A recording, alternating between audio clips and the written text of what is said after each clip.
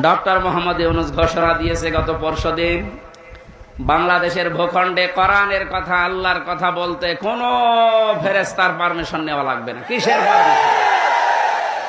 কোরআনে কারিম পারমিশন দেবে যে আপনি কথা বলতে পারেন কিনা।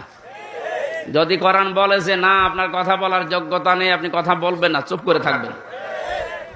এই দেশে দিন মানা, দিনের কথা শোনা বলা কত কঠিন ছিল বলেন তো।